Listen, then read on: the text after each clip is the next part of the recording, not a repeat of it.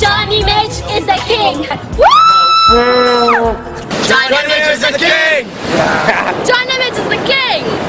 Johnny Mitch is the king. Yeah. Johnny Mitch is the king. Yeah. Johnny Mitch is the king. Yeah. Johnny Mitch is the king. Yeah. Bonjour, bonsoir à tout le monde. Ça dépend heure oyo bozozwa émission oyo.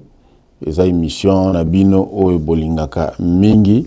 Mais mikolo belé l'équipe bozozwa bisote.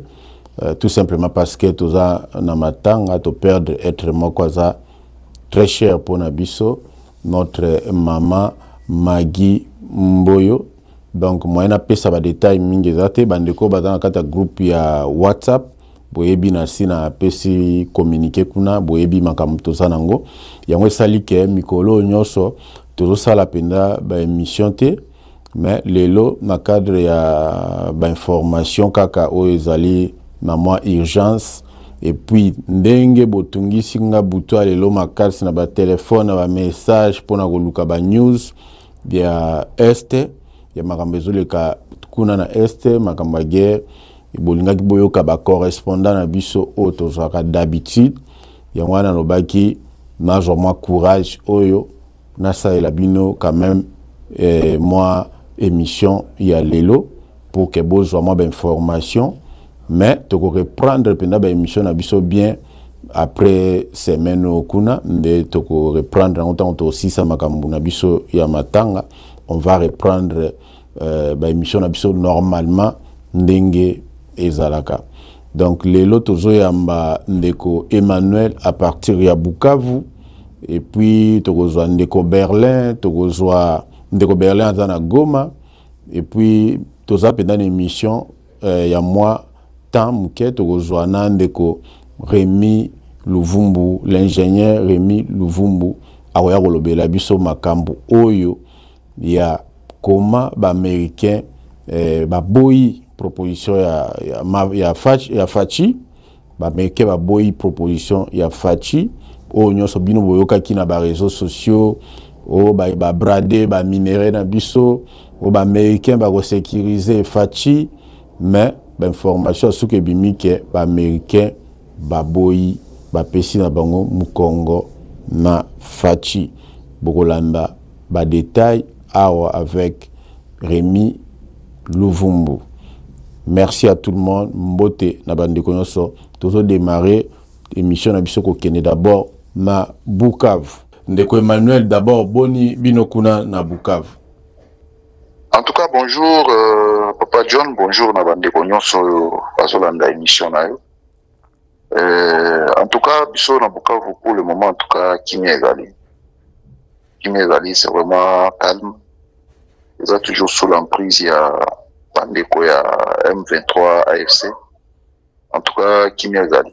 Mais tu as dit que lobby ba mususu lobby ba koma ki ono masasa ezobeta situation oyebi kaka batu bandeko ya bandeko mususu oyo pe bazo soutenir pouvoir balingi koyoka te loko te so ba yoika mo loko kuna le ba amplifier yango ba lobeli yango ke non ça ne va pas kuna en tout cas ba wazalendo balingi bazwa mboka bazwa Bukavu bazwa doit récupérer en haut mais bino sikoyo moko za sur place kuna e makambango ezole kanene au monté de John tango zolo ba epesa una posa oseka ça ce n'est pas une bonne façon ya ko soutenir pouvoir parce que les gens pensent que soutenir pouvoir c'est véhiculer des fausses informations tout ça non ça ce n'est pas une bonne façon ya soutenir pouvoir au contraire Otozo aider ndete ba kondi ya mboka pour ba trouver ba bonne solution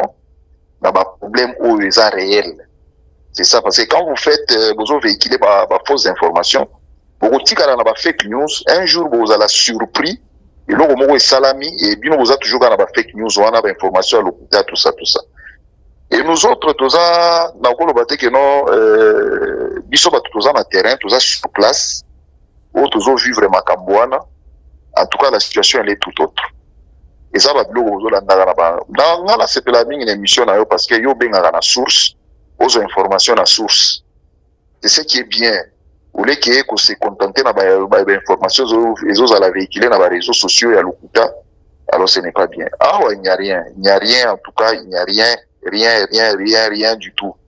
À part quand il est caca, je crois, le 27, je crois. Oui, les caca, moi, attaque, moi, Salamaka, dans le quartier, moi, périphérique. Il juste 1 heure du temps, et puis, repousser, c'est fini. Il n'y a pas que, attaque, moi, boye, balingi, récupérer Mboka. En tout cas, jusque-là, rien. Il y a que des spéculations, quand on est spéculer, mais ici, les gens sont calmes, les gens vivent, bima. Le matin, on était sortis, nous sommes allés à l'église, on est rentrés. La situation, elle est presque normale, quoi, s'il faut le dire. En tout cas, non. À part, je crois, avant-hier, il y avait un mouvement bondé, mal entendu, Salama qui entre aux alentours à 20h, il y a pourquoi. Il y a eu accrochage entre Bango, Bamona Ibelema, Moussouba armé, Bamsouba Yaki, Babetana Imasasi Nabutu. Il y a eu, je crois, 2 éléments qui sur place.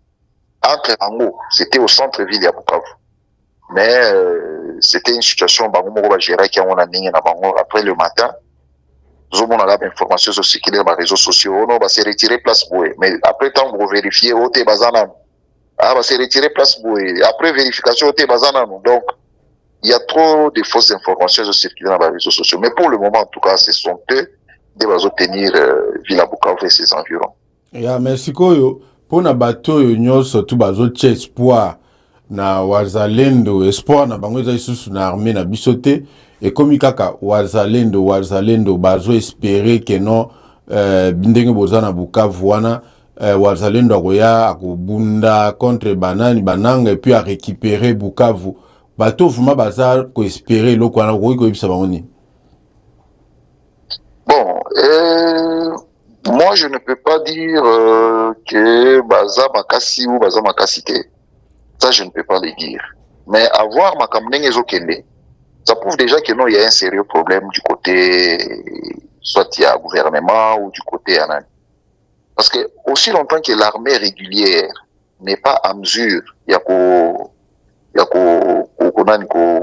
résoudre le problème sécuritaire na mboka, ça devient un problème. On ne peut pas coacher espoir parce que les wazalendo donc d'abord ce ne sont pas des soldats formés, c'est juste des jeunes recrutés bango dans le village banini tout ça balati bango ba armes.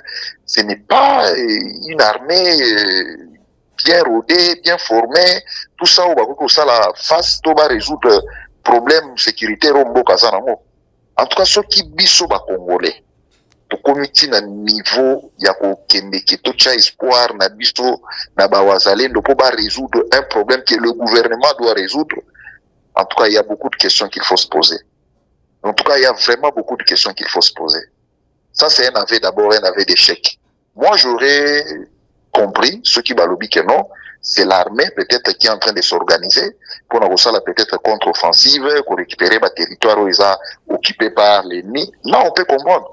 Mais aller dire que non, Bawazalendo, bis Congolais, espoir na bango na Bawazalendo, que non, bango ne va résoudre le problème sécuritaire, quel niveau de kiti vraiment, donc, ça c'est trop bas, c'est trop bas. Comment une armée régulière, où ils ont moyens sur l'État, où le gouvernement ils ont moyens sur la disposition na bango, parce qu'on peut résoudre le problème sécuritaire, mais vous avez espoir, parce que les Wazalendo, je peux dire, ils ont en quelque sorte, ils ont un groupe armé. Et on peut les considérer comme, à trois mots, excusez-moi, terme, on peut considérer comme un groupe à bandits. Donc, net ma gang, s'il faut le dire comme ça. Dans quel pays au monde où ma gang va résoudre le problème sécuritaire? Et ça, la mawapi. Bon, je ne sais pas, je n'ai pas cette expérience, mais nous qui sommes ici sur place, on peut vous dire que si ce n'est pas l'armée régulière, qui résoudre le problème, on peut être appuyé par Bawazalendo, comme ce sont des gens autochtones et Mboka qui peuvent venir peut-être en appui de l'armée, mais dire que la bangonde va résoudre le problème sécuritaire, ce qui va Congolais va comme un niveau de réflexion à Bongo, en tout cas c'est vraiment ridicule. C'est vraiment ridicule. Il y a même un pays, Moussoussou, un pays voisin, comme au Sekabiso. donc bazo seka biso moni ba congolais mingi bazana ba Kinshasa ou bazana ba poto ba ba réalité côté ils peuvent se permettre de dire n'importe quoi mais bato bazali awa ou bazo vivre biso nyoso to ba Kinshasa donc il faut s'installer côté to kutana ba situation ba perception to zaki na ngota to na kin la réalité sur terrain en tout cas c'est la nuit et le jour, la nuit et le jour. Oh, bazana kinde bazana bas réseaux sociaux en train de dire n'importe quoi, mais la réalité ici c'est tout autre. De le comme même Sony dans les pays voisins, tant où les Congolais vont circuler sur les Congolais, donc c'est vraiment une honte. Je pense que le gouvernement doit récupérer la situation et peut-être s'il faut peut-être compter sur l'armée, on peut le dire. Mais si l'armée elle est incapable, en tout cas moi, à mon humble avis en tant que Congolais, je demanderai aux Congolais, au gouvernement, à résoudre le problème sécuritaire au par des négociations. Pas qu'il y ait une table à négociation, va solo là-bas trouver une solution. Qui est commencer à dire, compter sur les Ouazalendo, les ceci, non. Ce n'est pas responsable, au fait. Mais, pour la qui ça, n'a aucun temps que le bil Kambouya négociation, mais de l'autre côté, Fachi a boy qu'on négocie, le bien qu'on négocie, mais yozo mona que négociation, on moni que Fachi a comme à un niveau qu'il faut dire qu'on négocie. Bon, déco John, là je suis en train d'intervenir en tant que Congolais. Hein. Oui. Je sais que nous sommes dans un point de vue naïf, mais en tant que Congolais, mais aussi en tant que Congolais, où il y a un terrain, où il y a vivre la réalité. Au fur et à mesure les jours passent, au fur et à mesure le mois passe, je suis sûr que ce n'est pas le Congo qui gagne. Le Congo est en train de perdre. Il serait mieux, hein, va saisir opportunité le plus tôt possible. Opportunité, oui. Va saisir opportunité, va résoudre problème sécuritaire. Ce qu'ils voient un dialogue, dès que il serait mieux qu'il n'y ait pas. Ça ne sert à rien de s'entêter ou soit il y a bras de fer aussi longtemps que nous ne sommes pas à mesure de résoudre par les armes. Parce qu'il n'y a que deux voies à résoudre le problème. Soit qu'on résoudre par les armes, c'est-à-dire armer Nabiso et vaincre les M23, mais t'as la banda qui est bandit, ça doit faire 3 ans. Notre armée est là pour récupérer ta territoire, mon côté. Ce n'est que les M23 qui avancent.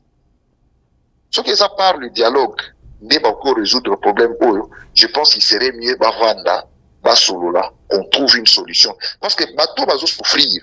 Et ça, ministre Bazana Kinité, bateau va souffrir, c'est la pauvre population qui ne sont ni des politiques, qui ne sont ni d'intérêt, mon côté, on va vivre même pas dans ma minéré, on va la de part et d'autre, on va payer le prix le plus lourd, il y a conflit. Alors que Bango, c'est la population qui empathie. Parce que ce qu'on a dit de l'autre, on peut dire Goma et Bukavu, ils ont la ville prise en otage. La banque, ils ont fonctionné, la situation économique, ils ont très difficile. Ce qu'on doit payer pour casser ça. C'est la population qui n'a rien à voir. Or, s'il faut que le gouvernement a négocié pour la bien-être, parce qu'on dirige pour le peuple, on ne dirige pas pour soi-même, on dirige pour le peuple. Ce qu'ils ont pour la population, ils vont chaque jour, ils vont payer le lourd prix, il y a conflit. En tout cas, je pense que la meilleure solution est aux ala. D'aller aux négociations, négocier, trouver une solution durable. Je ne pense pas. Ce qu'on dit dans les Nations Unies, l'Union Européenne, tout le monde dit que non, conflit et qu'on n'a jamais résolu par armes. Il faut que dans la table de négociation.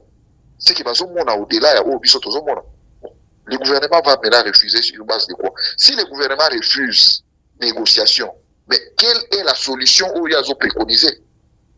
Qui nous disent, nous, Congolais, que nous, voilà, dans la ligne de négociation, mais voilà la solution que je propose. Mais aussi longtemps qu'il n'y a pas une solution efficace, donc il y a la spéculation, en même temps, la population souffre. La famille est belée, commis les chômeurs, les commerçants est belée, travailler, la classe, donc c'est à venir, il y a toute une population, ils ont sacrifié. Donc c'est un peu ça, avec beaucoup d'amertume, mais bon, malheureusement c'est ça la situation. Mais je pense que guerre ou conflit ou solution, et qu'on soit autour d'une table. Je ne pense pas qu'il y ait aussi là arme ou quoi que ce soit. Merci de Emmanuel. N'était pas moi un mot ya suka pour l'émission oyo pour biso tozwa ndeko Rémi Luvumbu pour tout ça na ye moi makambo susu tolobela ne makambo oyo ya États-Unis na fachi makambo elekaki ya ba document moko circuler awa tolobela ngo yo sokoza na moi mot ya suka pour l'émission ko koloba. Non non moi suka en tout cas je pense que j'ai tout dit. Je suis toujours à la disposition. Il y a John Image. Au besoin, vous pouvez toujours nous contacter pour avoir information. On est là pour contribuer à l'émission Oyabiso John Image. Merci beaucoup. Wana Ndeko Emmanuel à partir de Bukavu. Merci Ndeko Emmanuel. Merci beaucoup. Voilà. Wana Touti Kolanda correspondant à Biso et à Bukavu Ndeko Emmanuel. Tokozwa pe correspondant à Biso ya Goma ou ya pesa rabino toujours d'information boyoka ki même temps Goma bazo bagé kwité ya ki ko pesa biso information Goma kwei tala bakota ki boye pesa biso wana ba média et belé solo bakaka Goma kwei biso to annonçaki ke Goma kwei même avant kwei atobaki na bino etikali buto alobi bakokota to yebisaki bino a na média oyo bomona et salama ya solo parce que nous avons des correspondants baza penda sérieux pesa information ya solo sur place bisika bazali awa tozana ndeko Rémi Luvumbu donc tozana ye muka ko se présenter na ndenga ko se présenter comme ça bokoki ko yokaye boye ba un peu ya zanani et parce que pour que to kotana vraiment masolo o to ngito loba lelo ndeko Rémi yo moko ko se présenter comme ça bandeko balando to banda moi tranche na biso ya muke. Merci beaucoup. Oza koyokanga? Oui. Allô? Voilà. Donc Rémi Luvumbu, j'habite à Genève, hein, donc congolais, voilà. Opérateur économique, et puis voilà. Est-ce que yo bakoki ko benga yo pe combattant ou patriote parce que yo naebi depuis kala naebi tozaki na radio et pas maman lumière nazoyeba ke ozalaki koya ko défendre makamamboka à l'époque wana makampeni zaki pe ko yinda fort ya combat bon yo côté wana ozanani ozaka ka patriote ozanani bon ngana toujours je ne suis pas combattant et je ne serai jamais combattant, mais cependant il m'arrive des fois ou il m'arrivera des fois d'avoir des actions conjointes avec les combattants. Ça, c'est une phrase que j'ai toujours dit. Mais il peut m'arriver de m'associer avec les combattants. Parce que des marches à combattants pour nangaye ezali mal défini. Naloba yango banda kala, naloba yango ke ba combattants mususu ba bango comme des entreprises terroristes. Naloba yango depuis toujours personne m'a cru. Tozo kuta la lelo. Je garde toujours ma position. Je suis un acteur de développement. Donc, ma spécialité, c'est le développement. Comment amener un pays dans un niveau supérieur. Comment améliorer le quotidien d'une population. C'est là où je suis expert. Hein, mis à part ma formation en polytechnicien, donc ingénieur électrotechnicien, électronique, informatique, génie civil et consort. Ce sont les domaines que je maîtrise assez bien et je travaille là-dessus. Donc génie civil, construction de ponts, d'immeubles, des bâtiments, de routes et consorts, électricité, transport et distribution de l'énergie, informatique, Microsoft System Engineering. Hein, Babylon Romoro Boé, n'a côté développement. N'a côté Manou Kité. Na série Moroto Komarane comme un politicien. Mais je me suis vite rendu compte que je suis plus à l'aise dans le développement. Comment améliorer hein? Moi, je sens que je peux apporter une vision de développement pour ces pays. Mis à part cela, j'ai un projet, comment développer le Congo sur une période de 18 ans, ramener l'indice, doubler l'indice de développement humain. C'est un projet qui se retrouve autour de 3 points essentiels qui est défini par rapport à l'indice de développement humain, qui est la sécurité, la promotion, c'est-à-dire la sécurité, l'espérance de vie à la naissance, le développement, donc la sécurité de la population, moyen de vivre, hein, et plus la projection à l'avenir. Donc le projet se base sur 3 chantiers, qui est le chantier de la sécurité nationale et de l'intégrité territoriale. Je dis bien, chantier de la sécurité nationale et l'intégrité territoriale, suivi de la politique énergétique maîtrisée et de l'option de l'autosuffisance multisectorielle, et la partie sociale qui englobe l'éducation, la naissance, la formation, changement de mentalité, assurance vie et consort, tout ça. Donc c'est un chantier, un projet qui se base sur 3 vecteurs. Hein. Je préfère parler de vecteurs parce que ce sont les éléments qui vont apporter. Voilà, mis à part cela, on a les contacts, on est associé par le bureau d'ingénierie, hein, qui nous contacte cette fois par rapport au projet au Congo. On en a proposé pas mal de projets. Hein. Si vous vous souvenez, je suis le promoteur des projets de la 2e ligne de Inga, le promoteur comment reconfigurer les réseaux congolais. Hein. L'objectif en 18 ans qu'il y ait 80% des familles congolaises soient raccordées en eau et en électricité. 18 ans, toutes. Donc, de manière progressive. Et puis, construire des routes, projets de développement, l'agriculture et consort. Donc, quand moi j'ai dit projet, ce n'est pas comme au Congo. On vous dit projet, il n'y a pas de timing. Nous, la preuve année, je vous ai dit, apporter le développement intégral du Congo sur une période de 18 ans. Bien entendu, avant, il y a des évolutions. Un projet, c'est quelque chose qui est basé sur 6 points essentiels.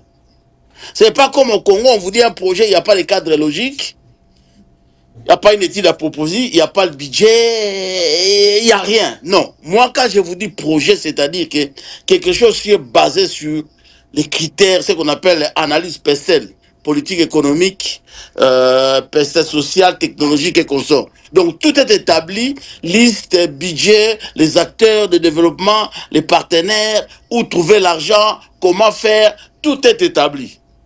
Voilà un peu. Et ça nous amène à collaborer avec d'autres bureaux. Hein. On s'échange des informations, ainsi de suite. Voilà un peu dans quel domaine je suis. Ouais. Merci beaucoup, Ndeko Rémi. Avant vraiment to kota Ndeko Rémi bien toza na communiquer moko oyo batinela kibiso awa ya kaka tolo bela ndeko boutola Ndeko ya Bukavu azolo bela makamba ba walza lendo bitumba oyo ezobunda makuna ezana 2 groupes ya ba walza lendo ba rejoindre na bango ba M23 na bananga basalaki communiquer na bango o tozana ngo awa bolanda communiquer wana pourquoi balongwe na niveau ya ko soutenir FARDC ba komi na bango côté ya ba M23 tolanda na vidéo oyo après tozozonga na Rémi poto kota penana Ndeko Rémi na mwa makambo il faut tolobela lelo tolanda de la résistance FCR en sigle bureau politique. Déclaration politique numéro 002 bar FCR bar BP bar 2025 portant adhésion du FCR à l'Alliance Fleuve Congo bar M23. Nous, leaders, membres fondateurs du Front commun de la résistance FCR en sigle, basé dans le nord et le sud Kivu, vu la mauvaise gestion du pays par le régime de Kinshasa, caractérisé par des promesses non tenues, le détournement, la dislocation de l'unité et la cohésion nationale, les violations des droits internationaux humanitaires et les droits de l'homme, vu la situation sécuritaire chaotique dans laquelle se trouve la population de la partie est de notre pays, considérant la situation sombre de la politique actuelle de la République démocratique du Congo, dont les gouvernants de l'Est et les gouvernés mourir dans plusieurs entités du pays, notamment Beni, Lubero dans le Nord Kivu, ainsi qu'à Ituri, suite aux exactions des ADF MTN et les FDLR dans le Rutshuru, considérant la mauvaise volonté des autorités du pays de ne pas prendre en compte les multiples sacrifices des groupes d'autodéfense en leur privant la logistique pour une défense de l'intégrité du pays, prenant en compte le comportement d'une haute trahison des FARDC qui, au lieu de défendre la nation, s'étaient transformés en des commerçants et des trafiquants de minerais, étant donné que leur manière de se retirer dans plusieurs entités sans motif, en pillant, violant, tracassant la population, prouve en suffisance que les FARDC sont ennemis numéro 1 de la population de la République démocratique du Congo, entendu que nos éléments appelés Wazalendo, réunis au sein du FCR, ont une mission de défendre l'intégrité territoriale et défendre la population avec les dirigeants dignes de foi et conscients de la souffrance de la population, vu notre engagement de défendre efficacement toute la population dans sa diversité ethnique, linguistique et culturelle, vit la nécessité et l'urgence. Déclarons, article 1er, à dater de ce jour, nous nous désolidarisons des FARDC suite à leur trahison et leur donnons 24 heures de se retirer dans les entités sous contrôle du FCR. Article 2. Nous portons à la connaissance de tous que nous marions notre élite à celle de l'Alliance Fleuve Congo-Bar M23 pour aborder une vision commune, celle de la bonne gouvernance, lutter contre la corruption et remettre les Congolais dans leur dignité. Article 3. Nous appelons les autres forces de la résistance de se joindre à nous en fait de barrer route aux ennemis de la paix. Voilà. Wana bouti kolanda aba ndeko communiqué wana ndeko Berlin, notre correspondant Berlin a tiré la kibiso. Mais tout ça en direct na ndeko Berlin à partir de Goma. Bonjour ndeko Berlin. Bonjour papa Joe Dimas. Yoza na niveau ya Goma otindela kibiso communiqué wana to uti kolekisango communiqué wana vraiment to landi biso moko explication mais yo na ndenge no okoki koloba nini mpona communiqué wana. Ouais, on a communiqué au yaba soda oyo baseralier na M3. Ouais oui, bah otindi baza ba Wazalendo tout ça. Wazalendo na baseralier bamoni par rapport à ce qui se passe na nini na niveau ya gouvernement na biso le ba juger bon non il faut baseralier na nini na M23 yango moni ba belé baza plus ya 1500 soldats au baki na nini na baki ko seralier na M23.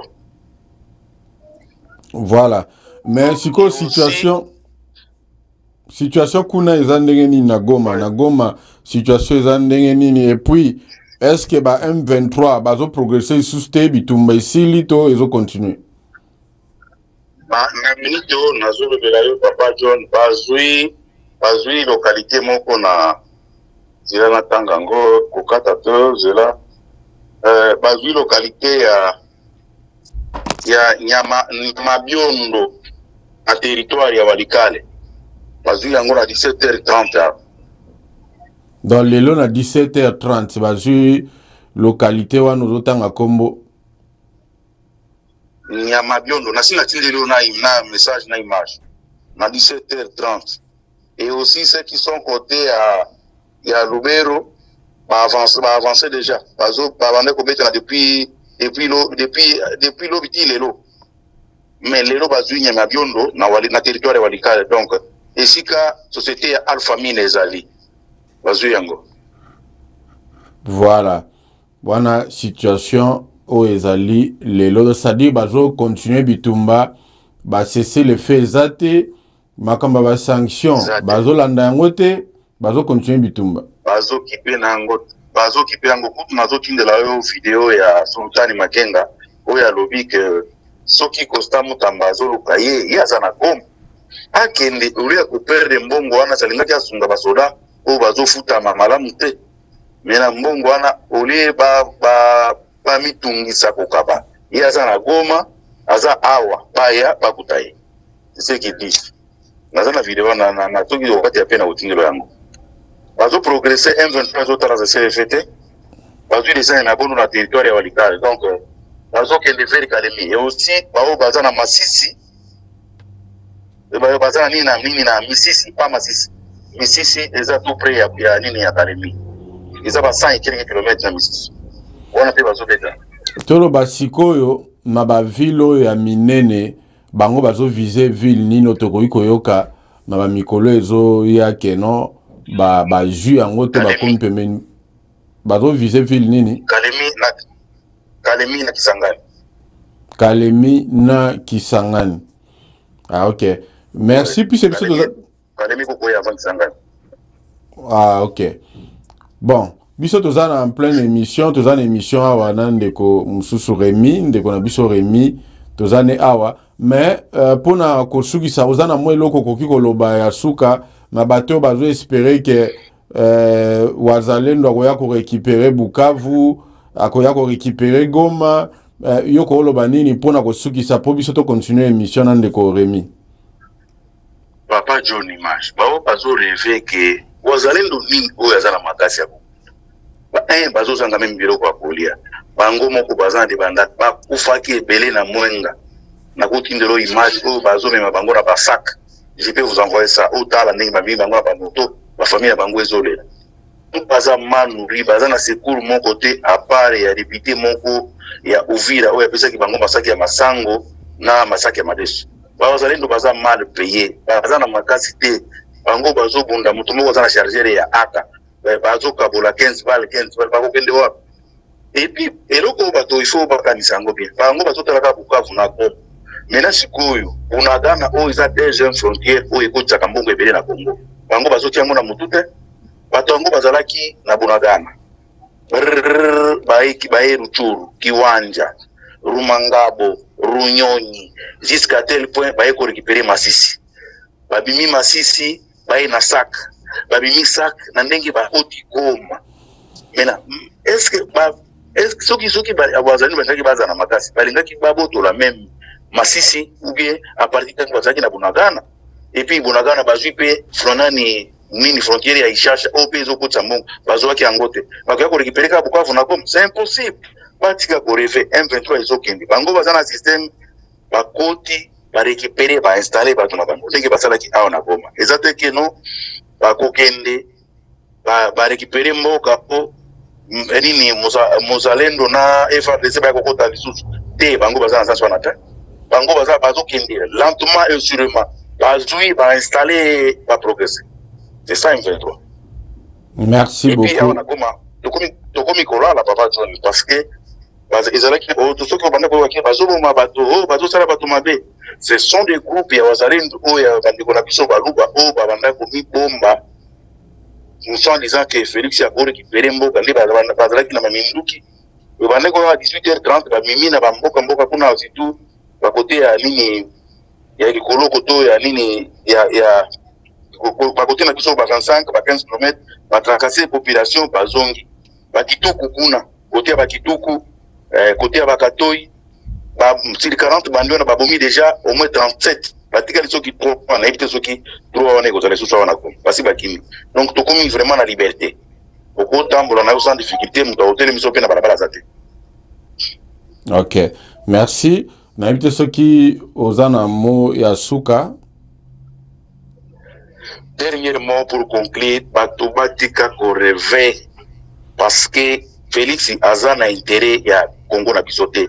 Soki alingaki azana intérêt ya Congo, il allait récupérer dès le début partir ya Bunagana. Ile balingaki bazo ya Bunagana. Mais ndangi bakomi déjà na ba ville ya munene neti a Goma, Bukavu et d'ailleurs ba pesi déjà ultimatum na ba banque, il faut ba fungura. Ndiango nanga loba ki yemo ko lobby alobi il faut ba fungula ba banque pour ba fonctionnaire ba banda kozwa et puis alobi ba kozwa ba service minimum mais à chaque entreprise ba banana musala na tanda ba sa l'organisation ya kofuta bango. C'est ça, c'est ce qu'il est. Merci. Merci beaucoup Ndeko Berlin. Biso continuer l'émission to joyeux à tout moment ce qui information zali. Merci beaucoup Papa John. Merci. Wana bouti kolanda Ndeko Berlin, notre correspondant ya Goma oyo penda lelo batu bazoko considérer makasi parce que depuis après ça va information zara ya solo. Depuis abandaki Goma est en danger. Biso tozolo ba Goma est en danger batu babi rien bozo kosa. Et l'autre côté bino bozo travailler na ba Rwandais. Ayeko lobake ndenge na omona lobby penda ba M23 ba okota Goma batu ba chatembe ba koti Goma a confirmer biso ke na minute oyo ba koti Goma ekwei batu ba chatembe ti lelo batu nyonso tu bandima ke Goma ekweya tokepe na Bukavu ndenge moko. Donc baza ba correspondant oyo ba pesa biso ba information ya solo tozonga awa Ndeko Rémi poto sukisa tozana dossier msusu tozolo ba boyoka ki bazolo ba mingi balobaki makambu ya omoni Fachi na minito aza na ba américain donc azu ba américain siko ndenge zana yango bozoka ba déclaration bazo pesa ba sanction bazo sala boye engyola kisake ba ko pesa e sécurité bako pesa bako bundela e pour que a récupérer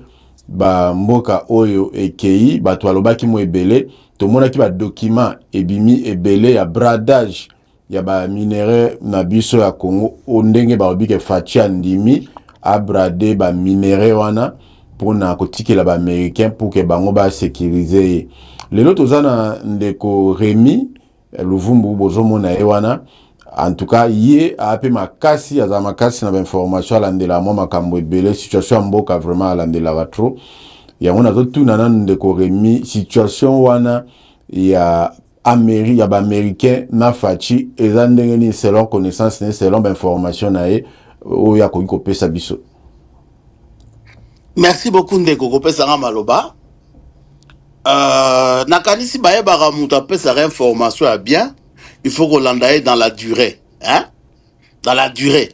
C'est qu'il a toujours, un exemple au PC Ndeko, c'est que ce monsieur a toujours dit, ça s'est confirmé plusieurs fois, à ce moment-là, on peut lui faire crédit.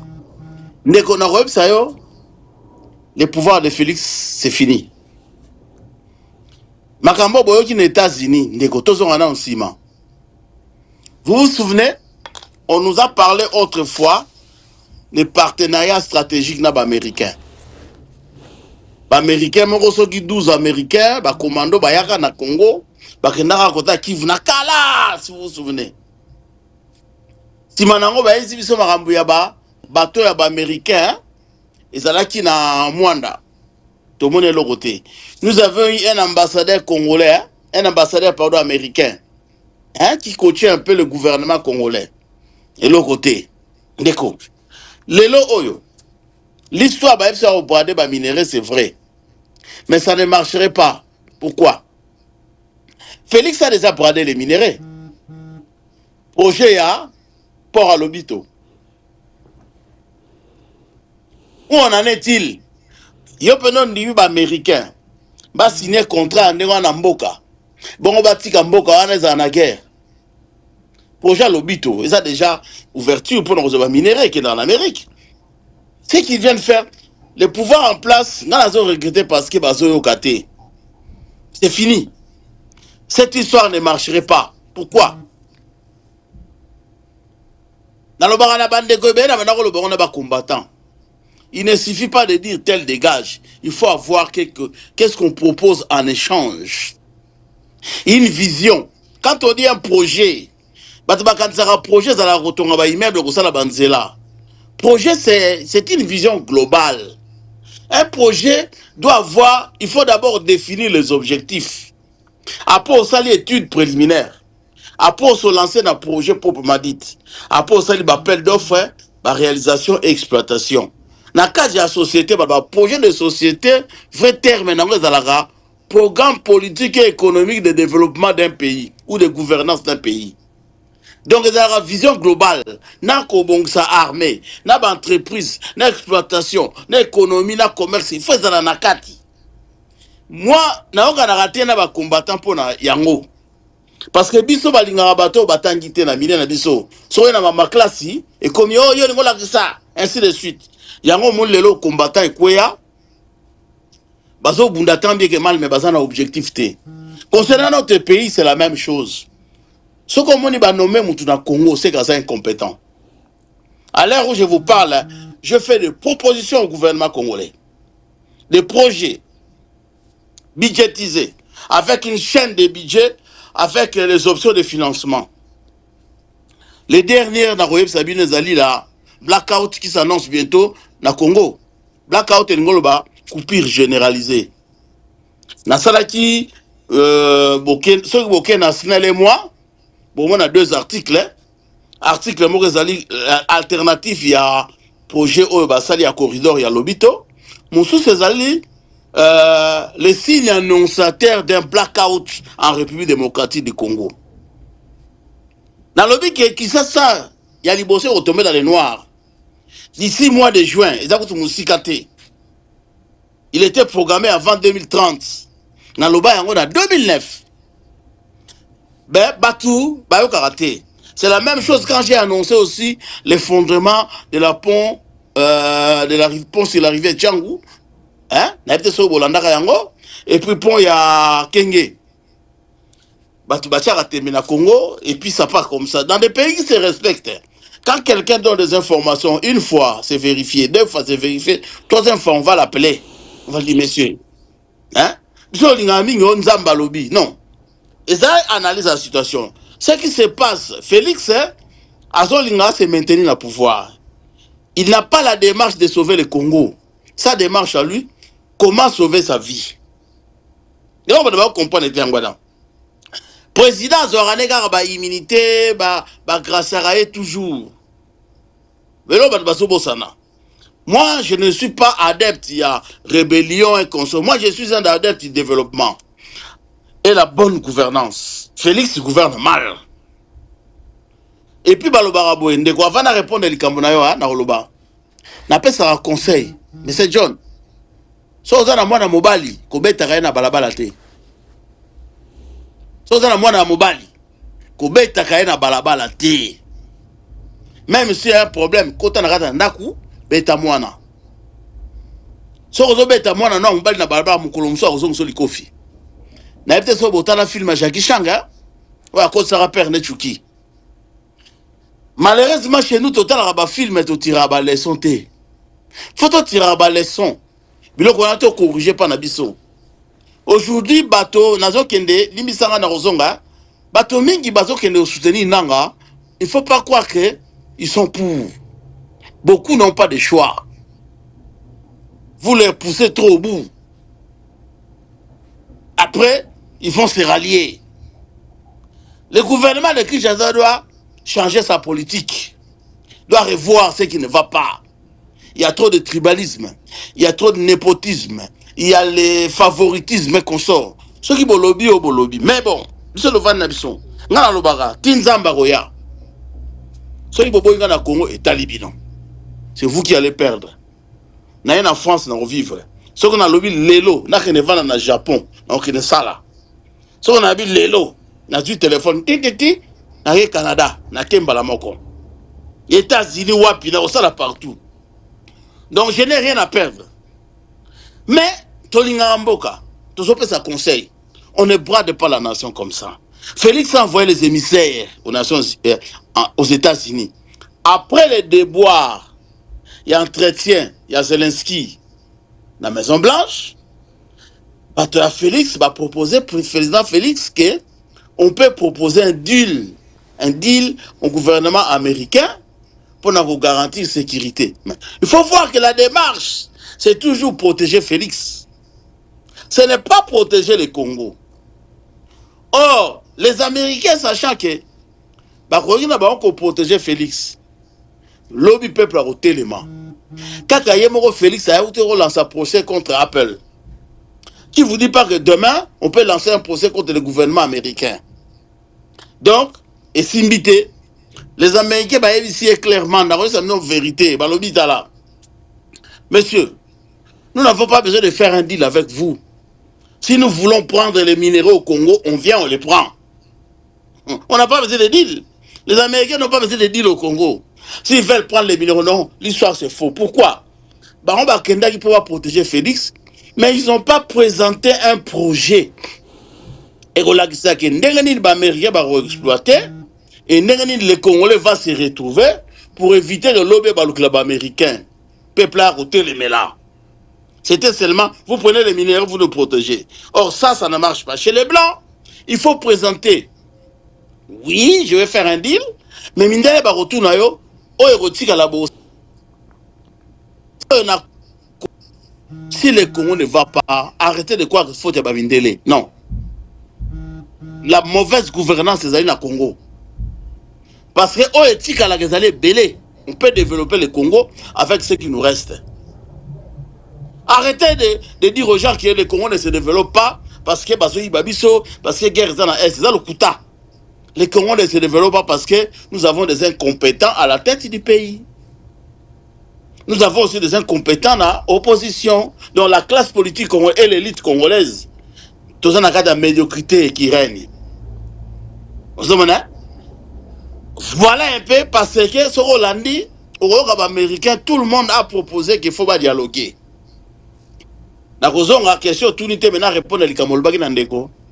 Vous voyez que le gouvernement congolais a dialogué, a commis perdant. Pourquoi? Parce que ce a dialogué qui hier, il allait gagner plus qu'aujourd'hui. Tant que Minembwe, nous aurons déjà dit dialoguer. Depuis 2009, moi j'ai toujours proposé dialogue inclusif et compromis historique, suivi d'une commission vérité et réconciliation. De cette comité sortira un leadership consensuel qui serait porteur d'un projet de société ou d'une vision intégratrice.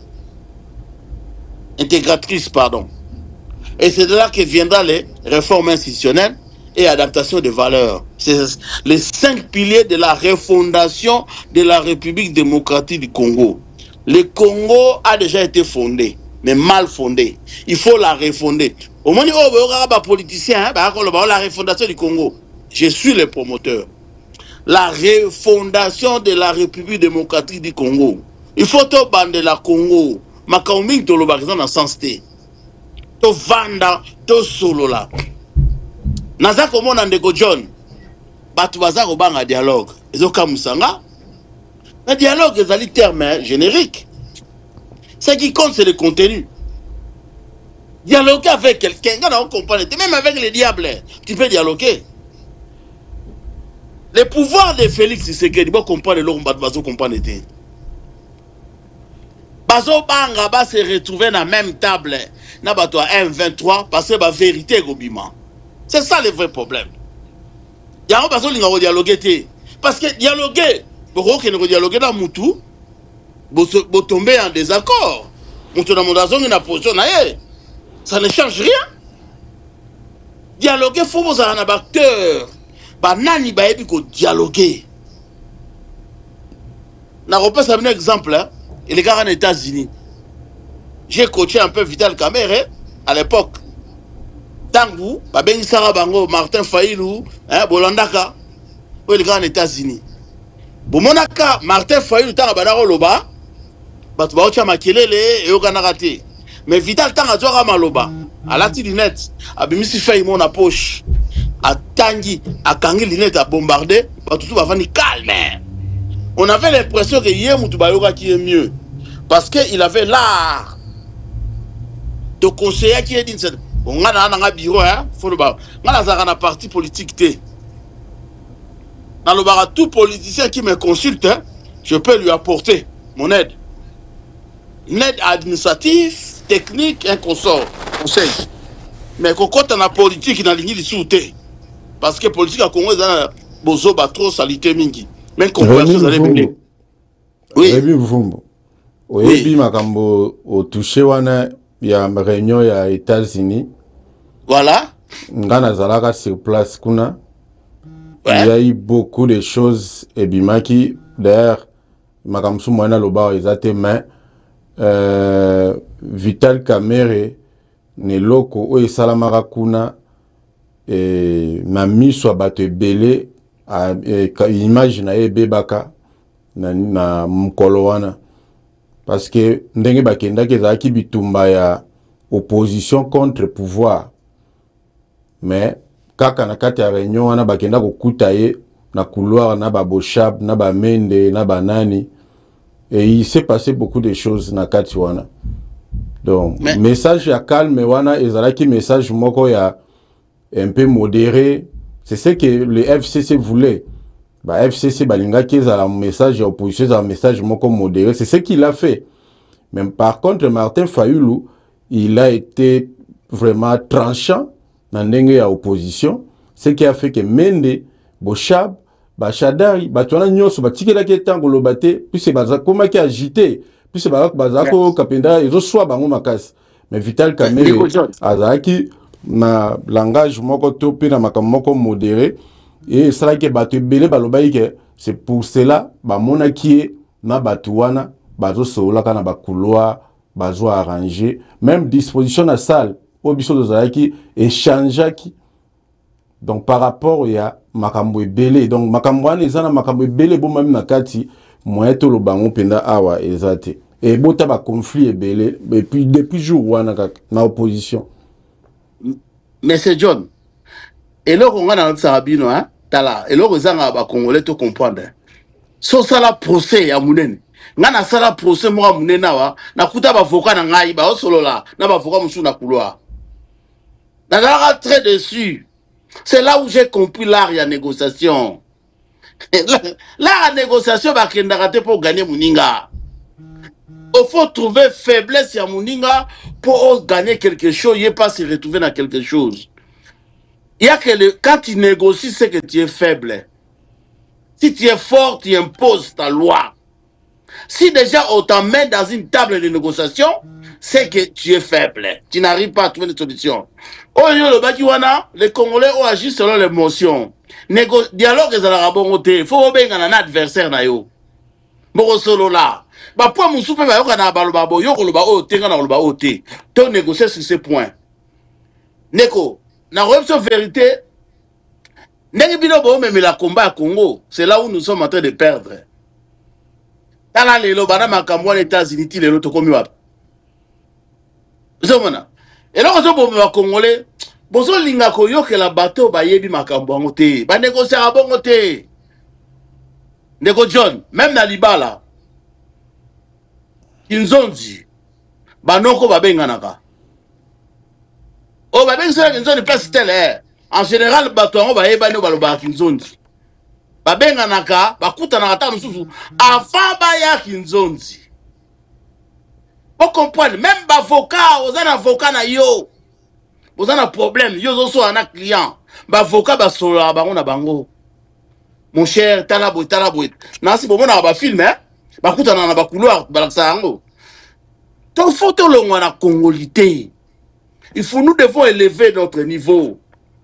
Na côté li moudouté hein mais nazo lo bakaka ba paramètre beaucoup de batwa sont na couloir mais ça veut rien dire. Ndeko. Non. Rémi makambo wana biso tozalaki toyebi makambo eleka. Donc moi to ça to lo babiloko to eza émission o to kolobela makambo wana ya Kamerhe te lelo awa. To kolobela ngote mais eza makambo ka mabele kaka wana Kamerhe joue wana abimaki très mnene. Puis c'est ça qui combat l'opposition contre pouvoir. Acte naye bato basepela na ngote. Monsieur John, Mouto va bengaki traître hein na okoti la te na zolo baba fait. Ye wana se retrouva nani président assemblée. Qui est traître, qui ne l'est pas. Tika makambo en négociation la rabongote. Négociation ya on a le likambo Kamerhe wana makambo Washington to lo bango te po batu baza na Washington bayebi makambo elekaki. Batu baze bele biso tozalaki wana toyebi makambo eleka wana. Ozala na Washington hein ezalite koyeba la négociation. Nazo batete koyeba nazoloba réalité oyo elekaki na kati wana ebimisa makambo ebele yango nalingi te tokota dossier wana yoka ngai kana zolobila komona te l'art ya négociation discours na bango nyonso ezala discours ya Martin Fayulu ezala discours ya Kamere natia yango na internet mais toyebi ce qui s'est passé ebota ba problème na kati wana makambo euta mingi batu bamonake Kamere c'est un traître oyo ayaki na kati opposition mpona makambo Washington wana yango nazolinga te tolobela yango nazoko expliquer eloko ngo nalobi ya l'art ya négociation soko yebi yango te robenga muninga traître l'art ya négociation ya ba compromis na ba compromission tu donnes la drague hein l'art ya négociation entre guillemets la drague oyebi na momi na sepela no mingi parfait no kitoko est-ce que moi si wana yo kanisike ozolula na parfait na ye alati kitoko ozolingo meme na mbeto mais moi si wana yebi te mais pour la nini, au Lobane Balamoro Teko, de comme moi si Nina me on beto. Faut même ma phrase, je vais t'inviter au restaurant, je voudrais qu'on se voie. Pour aller bon, c'est l'art, il y a négociation. Nazolo banga la côte na ba détail té. Makamu mingi ya Congo ezali ko beba. Parce que tous autres ont des émotions. Politique ezara des émotions té. Ozomona Zelensky oyo ba obeta na na Poutine. Oyo ka mukolo musu ba benga na téléphone. Na ko yebse lo komoko ya ndeko John zomsana l'image na mona ka ça la bien voilà ndeko John na ko pesa information moko oyebi ke soki guerre zo salama bino mutu boko pesa ba adversaire ba coordonner ya ba lieu o stratégique o ba ko toucher te neti bopito hein neti ngana oso to bunda guerre fo ngana pesa yo ba coordonner ya bopito ya bekol il y a des maisons, des personnes âgées pour y bombarder. Est-ce que vous trouvez ça normal? Parce que ceux qui sont dans la guerre dans Rwanda, bon là, on coûte à soldats congolais. Azo pesa na Rwanda ba coordonner, il y a des hôpitaux, il y a des écoles pour bombarder te bol baza collabote. So yebité. Et là on est là on a de Koremi na ngito zonga un peu na makambo toloba parce que toi na tamingité pour eza émission mulaité tozonga un peu na makambo tozaki nango tozoloba o meke un peu ko expliquer makambo ya ba document to mona ki wana oye bimaki ke bradage ya ba minerais Facha lingaki États-Unis est protégé yo lobi ke ole ka protéger Congo mais il a beaucoup plus à protéger c'est ce qui a fait que ba américain ba lingi projet na wana te donc to loba ke ndenge ba américain ba boyi wana yo zo mona ba conséquences nango ko yiko za nini. Mais mon cher, conséquence, c'est que les carottes sont cuites. Ils ont mal pris la chose. Bah, qu'ils encore qu'on s'est dévoilé. Au moment la démarche na bango, bah, c'est dévoilé. Bah, mais qui va comprendre que c'est un pouvoir qui n'est pas là pour. Bah, vous l'avez intérêt à Congo, vous l'avez intérêt à un individu. Ne pouvez pas rater que, bah, ça dit que Congo est un partenariat stratégique privilégié en Amérique. Bon, ce n'est pas un partenariat, pourquoi? Il n'y a rien. Le pouvoir de Félix Tshisekedi est tombant. Moi, c'est tout, c'est regrettable parce que ils auraient dû négocier, dialoguer depuis longtemps. Et puis, dialoguer. Dialoguer. Félix n'a pas une stratégie. Regarde les stratégies à pouvoir à Félix. Félix a repoussé à battre. Et il a une année, 3 mois et 6 mois. C'est à ce moment-là qu'il va engager les dialogues. Et au sein du dialogue, et au sein de 3 mois. Parce qu'il y a une année. À ce moment-là, on ira plus que bon. Ah, si ça sera un mandat, comme ça, les choses reviennent en ordre. Ça, c'est la stratégie qui est en place. Neko, si on dialogue, il faut qu'on ait un cerveau à Mouninga. Na bozaliawa. Pour repérer, ça a raison. C'est la stratégie à pouvoir à dialoguer. Bazo pour ça, pour durer un mandat, comme à presque dans Souka, parce qu'on calcule, on dit, bon, vaut mieux accompagner les systèmes, hein, tous à la deuxième passation de pouvoir, et puis la démocratie se met en place. C'est ça la stratégie. Il y a un monde qui va repousser Mingi pour contraindre le plus vite possible. Parce que ceux qui est une année, personne au monde a relevant ça. Tout le monde a relevant mandat et puis les choses se mettent en place. Mais chez les Américains, ils sont déçus. Déjà, il faut comprendre que ceux qui voient que ça la deal là, c'est que va rejeter en gros. Masolo ane bimaraté. Ndeni ba bimisa libanda. C'est que c'est enfantin la manière dont ils sont allés négocier. Va décevoir en fait l'administration américaine. Les commissaires congolais va décevoir l'administration américaine. Donc, aussi c'est du rejet total. En plus de cela, les minéraux que le gouvernement congolais veut négocier avec les Américains, et c'est pas ça en chinois. Vous comprenez, hein? Il y a encore un autre problème. Et c'est pas ça en déjà chinois. Tant que ça va chinois, les Américains ça l'a raté.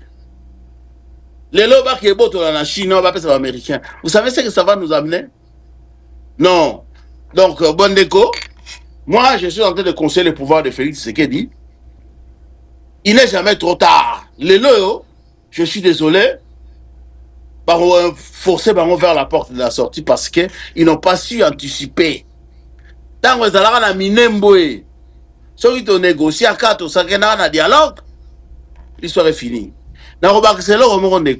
Dans ce moment, les Congolais, les Rwandais, les Rwandais, ils 13 millions d'habitants.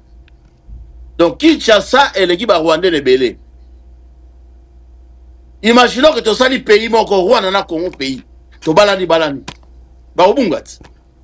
Mais quand nous touché problème wana Rwandais, il y a un tuno motuna ya au moni parmi babiloko o lelo bato yo baza ko soutenir pouvoir même bato à pouvoir bango moko bazo ebisa ba congolais ba soutenir nanga te ezali likambo o bazolo bake nanga zoya na ba Rwandais donc na simanaye ba Rwandais mutu baza bazolo bake zoya na ba Rwandais po ba ko konza ba congolais pour que ça la que loko bango ba lo bana ba ça la que population ezala na simana bango donc ndenge période ya kala tozaka na musée Kabila moni ke tangu ba Rwandais bayaka osa soki nini moni ba congolais ba telemaka na ba changu ba nini ba telemaka contre ba Rwandais donc bon pour na continuer na idée wana na kotuna o question lisusu na kotuna est-ce que yo moni ozomona ke lelo na ndenge situation ya mboka ezali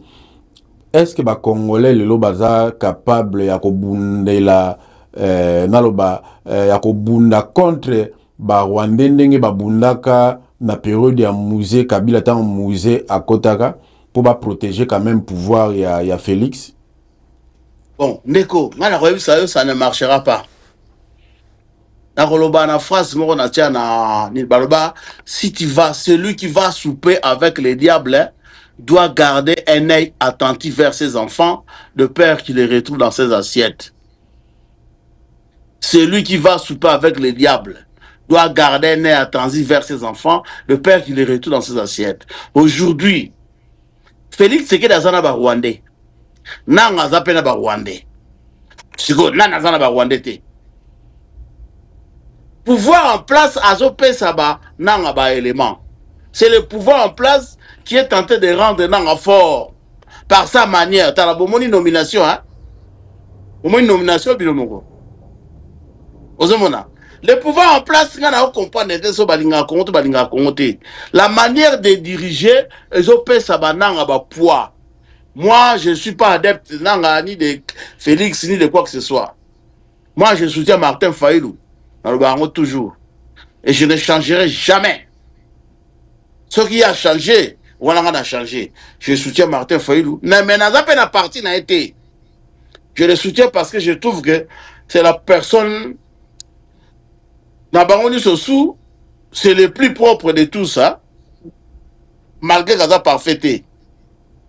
Assima Mindou Guité, à travers un pouvoir té, à député, et puis il a fait son parcours à Zomonana. C'est quelqu'un, vous pouvez discuter, échanger, vous pouvez mettre vos idées. bateau mususu c'est la dictature. Bon, mais dans le but gaza parfait ça peine ba défaut na ye. La situation à Congo lelo ndeko bolanda bien. Tant où Laurent Désiré Kabila Kotaka, il y avait aussi des sanctions. Combien de fois va sanctionner Rwanda? Parce que quand il a sanctionné, ça veut dire quelque chose. Ça veut rien dire. Mosela. Sauf qu'il n'a pas comme il a dit ça, bon, on a changé. Il y a des rebelles, et comme qui mouvement politico-militaire. Ils ont qu'un hein? Bon, il y a ces Arafat, bah condamné. Mais, bah, Mandela Otoku Misaka. Azara na CPI, bah condamné. Mais tu as un prix Nobel de la paix. Donc, bande konangai, on a pouvoir en Kinshasa va revenir à raison. Et puis, on n'a pas besoin de mettre les membres de famille. Il faut trouver des gens compétents. À l'heure actuelle, il faut trouver l'art. Il y a Rosolana Baninga. Ndeko, ce que vous avez dit, Félix Tshisekedi, Azana téléphone en angate, à Kosio. Ce que vous avez dit, que Azana téléphone à Félix Tshisekedi, à Kosio. Ce que vous avez dit, que les généraux congolais, les généraux nanga, se changer à rater, à Kosio. Moutouna yebi politique té. Ndeko nga na sala air na guerre awa na kina na Kosovo, on communiquait avec l'autre partie ennemi. Donc kota te wana ma vie privée nanga. Vous en comprenez? S'il vous plaît ndeko, baso ko sabi so to linga to comprendre. Ba Rwandais bazali mboka mobimba ya Rwanda ezali moins de 15 millions d'habitants. Donc ceux qui vont l'armée rwandaise par cause en a 20 000 à 30 000 hommes. Armée rwandaise, mais là, 20 000 à 30 000 hommes. Puis surtout, on a 120 000 hommes. Nous avons compté dans Wazalendo. Wazalendo, ce sont des civils. Vous savez que les problèmes ici est chez nous. Le problème n'est pas ailleurs. Hein? Badui Bunagana. Tant que Badui Goma, Tobo, Batbaboya qui Batba le Badui Goma. Il s'est avéré que Goma est couillé. C'est que je me pose la question. Bato balinga ba kima, ba kimité. Ben que se retrouver dans ba bombe ba koufi. Nana responsable. Parce qu'il y a des gens, ceux qui vont passer qui ben formation est bien, balinga ko kima na goma. Bato na balandi gouvernement ba kimité. Ba tikali comme occupé. Ba ko kufa. Nani responsable? C'est le gouvernement. Bato mingi bazolo bawa, olani ndeko na lobi ba wazalendo mususu bazali ebele. Wazalendo ndenga lobi, c'est le groupe de mercenaires, des rebelles, de hors la loi. Ba wazalendo mususu bazali ba fanatique ya pouvoir. Pouvoir akamata batu mususu akotisa na bakupa ba wazalendo. Ce sont des fanatiques, il y a eu des force du progrès ebele bakoma ba wazalendo. Faut pas comprendre. Ba force du progrès ebele bakoma ba wazalendo. Alors c'est du désordre. Le pays ne peut pas avancer comme ça. On ne peut pas attribuer les armes à des gens qui ne sont pas formés, qui ne sont pas contrôlés. Lobby Bawazalen ne peut pas comme une revendication. Ceux qui Bawazalen ne va bloquer, n'est avancé il y a M23. Allez, on continue à gouverner. Les gens qui sont au pouvoir, ils sont payés. Vous comptez sur le Wazalen. Bon. Parce que Wazalen ne va pas foutre. Le babunde libino, après il va retrouver le pouvoir. Après on va na Zamba, c'est la bino. Bon, tu peux suivre le pouvoir. Ndeko, c'est un danger pour la République. Peu importe, même si le gouvernement Oyo a réussi qu'au bouter dehors, Nanga, on a un problème contre le Wazalendo. Partage habitant. On va bundaki. Pour Moussou, va faire général, hein, dans Wazalendo. Est-ce qu'il y a une armée congolaise comme général? Et comme un problème. Donc nous avons un vrai problème. Moi, je conseille, président Félix, je conseille aux membres de notre gouvernement, je peux les aider dans l'art de la négociation. Donc, en dehors de la formation dans la technique, l'art de la négociation qui nous zone, qu'on négocie quand il y a une situation de crise. Je peux vous donner un exemple. Nasala Awa, Moutalinga va se suicider. na 3 minutes na résoudre le problème. Mundela lobi na ngozana kisi. Te zaraba stratégie ya proche. Te moyena lobango na l'état ezate. Ndeko quand on négocie ba sola rappel na coulisse au bengi bene ennemi na yo. Ngana mona batu ba bo malibala mais ba sola na moi si bon. Yo koloba te nga lumba mnoko solo moi c'est pas lobby yo koloba te ke nga na bouton mo masoko na kweya bon to suka ka wana ozo pas na parce que exemple na parce que exemple c'est ça l'art en négociation. Dans l'art en négociation on ne sort pas gagnant mais on trouve une solution. Sozo que négocier pour gagner ou perdre mais sozo que négocier pour trouver solution l'année tout le monde dans la négociation tout le monde gagne. Mais biso to kende pour te négocier to gagner. Yango na monique to so ko kwate. Or les autorités basa na bana na bango na poto bana ba kokima ba aux avions privés yo na ngane to perdre. Bango après quelques années à monsieur Salami bazongi na mboka bazongi na bango na bango et il continue. Voilà. Ya to komi na suka parce que to ko sabe mission vraiment minene na sima. Donc, oui, ça dit kaka moi, tranche, et puis, ben, mission en direct, au ça toujours, wana, yonde pendo, bana ko intervenir mingi, pour bande ko balanda, moi, connaissance est belé, connaissance est belé, yo zalaka nango, et ko aider, congolais, oyo bazolanda, ko yeba moi makambu, et belé. Même que ça, zana moi, ya suko bel, kam moko lo ba itoko, lo ba po, to conclure. Ngana za ko senga na diaspora. Na tumba banzoko, faut se préparer na katikati. Au logotarba miette. C'est le moment que la diaspora devra s'organiser pour se présenter au bazo benga le roi à 3e voie, élément médiane. Parce que sans cela, nous n'allons pas nous retrouver. Tu continuer au bunda ba mabande aussi la thé. Oh, kende de bosozonga ciment. Aujourd'hui, nous devons mettre en place un vrai projet, une vraie vision intégrateur pour surprendre les deux parties en guerre. Tobima, source la solution na katikati. Là, il y a renégocié en wana.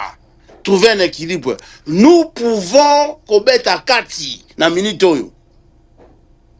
Pas y pouvoir quitter. Pas y invertir à quitter. Biso na diaspora. Sauf que s'organiser bien. Donc, Rosala, source la solution. Yo vanda, tika bato, yo babongisa, ainsi de suite. Mais photos à la quoi, qu'est-ce qu'on va mettre devant la table? Ndeko, nazala ki l'ambassade à Russie, hein, bah kingaï. Alors, que nous ne pouvons pas travailler avec votre gouvernement. Parce que vous avez des autorités irresponsables. Ndeko, yo ka phrase, hein. Ici, hein, l'ambassade à Russie, nous avons des autorités irresponsables. Partout. Communauté européenne va négocier, France négocier, États-Unis négocier, Chine négocier, na Chine a négocier. Non, le Félix est en train de jouer son pouvoir à l'Inga pousse à Batou. Mendeko, à s'appelle à droit naïe parce qu'il doit sauver sa vie à Namoutou.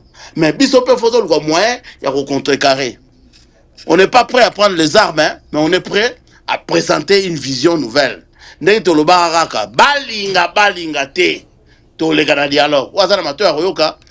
Merci. Merci beaucoup de Koremi. Wana tokutani mbalasima. Merci beaucoup. Ingeta. Merci Bandeko. Nyonso tu bolandi biso. Donc tuzaki na ndeko Rémi en direct. Boyoki boyoki ndenge alobi, boyoki pena ndenge apesi ba explication ya makambo ebele. Et puis bolandaki ndeko Emmanuel à partir ya Bukavu apesi bino situation ezole kakuna bolandi pe ndeko Berlin apesi bino pe situation ya Goma na progression ya ba M23 na ba Nanga. En tout cas bolandi makambu nyoso. Merci na bino nyoso tu tokomi mbala sima tokozonga toujours une émission na biso ya libre opinion. Au binonyo surtout bo participaka tant to aussi ça makamna biso tozana ngo ya matanga nde tokozonga na ba émission na biso normal pour que bo intervenir bo sala kande bo sala kawana et ko sala malam. Merci à tout le monde. Bye. Image is the king. John Image is the king. John Image is the king. John Image is the king. John Image is the king. John Image is the king. John Image is the king. In the United States of America, John Image is the king. Alors, à tous les amis, John Image is the king. J'ai confirmé, j'ai vécu ça. C'est impeccable, c'est incroyable. Mais je ne savais pas, c'est un privilège de connaître John Image et d'avoir les images avec John Image. Je suis très honorée. Bravo, John Image. John Image, que Dieu te bénisse pour ce travail que tu fais dans la communauté. Tu acceptes de voyager partout pour faire ce travail excellent. Vraiment, que Dieu te bénisse aussi, John Image. Donc le fait d'avoir John Image avec nous montrait déjà que ce sera la réussite de la manifestation. John Image is here, which we love. Shalom frères et sœurs, je suis Mike Kalambay. Parlons autour de John Image. Sincèrement, il est le meilleur. He's the best. John Image, c'est vraiment le meilleur que j'ai rencontré dans ce domaine. Il y a Billy. John Image, le meilleur. Nous bénissons Dieu. John Image, c'est un instrument de Dieu pour cette ville. Mais moi, je prie pour que Dieu se souvienne de lui et qu'il le bénisse. Voilà. John Image. John Image. Vitesse, il y a la tête. Aussitôt vous avez l'action, dites-vous que dans les heures, je dis bien les heures. Et la réaction, les heures qui viennent. Donc, vous pouvez déjà vous regarder en ligne. John Image, c'est John Image qui est le numéro 1 ici chez nous. Nous sommes très contents du travail qu'il est en train de faire. Vraiment, que Dieu le bénisse. Avenir Nabango Bamisusu, futur Nabango, ils sont déjà présents. Il y a John Image. John Image is the king. John Image is the king. John Image is the king. John Image is the king. John Image is the king. John Image is the king. John Image is the king.